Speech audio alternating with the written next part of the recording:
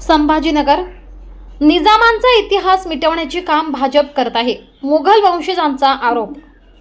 निजामांचा इतिहास मिटवण्याचे काम भाजप करत असून अभ्यासक्रमातून मुघल बादशाहांचे नावे आणि मुघल इतिहास हटवला जात असल्याने मुघल वंशज प्रिन्स याकूब हनीबुद्दीन यांनी तीव्र संताप व्यक्त केलाय. मुघलांचा इतिहास तुम्ही पुस्तकातून काढू शकता, मात्र तो जगातून नाही काढू शकत.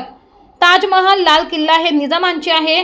देशाला 30% रेव्हेन्यू ताजमहल पासून मिळतो. यामुळे तुम्ही तो रेव्हेन्यू घेऊ नका. आणि तुम्हाला मुघलांचा एवढा तिरस्कार आहे तर लाल किल्ल्यावर भारताचा ध्वज दरवर्षी फडकवला नाही पाहिजे, कारण ते मुघलांचे निवासस्थान आहे. अस्सलाम वालेकुम रहमतुल्लाहि व बरकातहू। जैसे कि आज इत्तला मिली है कि कुछ बीजेपी सरकार जो है सिलेबस में से जो है मुग़ल हिस्ट्री का नाम जो है मुग़ल बादशाहों का नाम निकाल दिए हैं।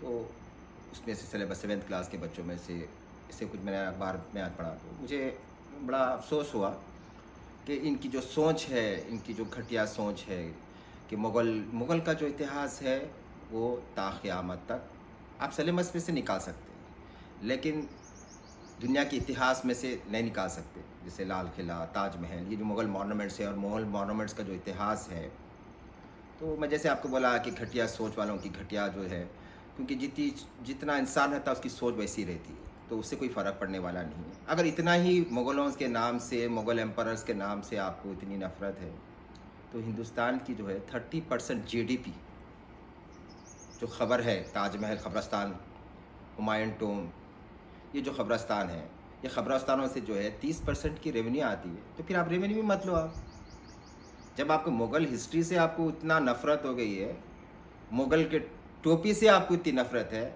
मुग़लों के नाम से आप जो है कंट्रोवर्सी पैदा कर रहे हैं, तो ऐसे कुछ फ़र्क पड़ने वाला नहीं है। क्योंकि जो आप इतना ही मुग़ल से आपको इतना चिढ़ है, तो हर साल जो है आप लाल किले पे जाके जो है तिरंगा लहराते हैं। हमारे 1947 नेहरू जी से लेकर, तो मुग़लों से इतनी नफ़रत है तो फिर तिरंगा भी नहीं चढ़ाना चाहिए वहाँ पे, उनके मकान पे।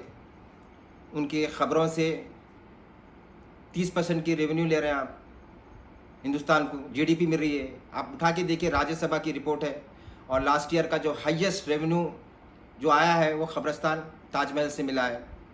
तो बहरहाल, क्योंकि मैं ये पैगाम देना चाह रहा था, ये सिर्फ कुछ नहीं है, ये बीजेपी के पास कोई काम धंधा नहीं है। ये 2 कौड़ी की सरकार, सिर्फ हिंदू और मुसलमान को लेके चलना और आपस में जुड़ना है। हमें कोई फ़र्क पड़ने वाला नहीं है, ना कोई भारतीयों को इसका फ़र्क पड़ने वाला है। दुनिया जब तक क़ायम है, पढ़ने से लोगों में डालने से कुछ होने वाला नहीं है। वो तो दुनिया हमेशा ता क़यामत तक याद रखेंगी। जज़ाकल्लाह।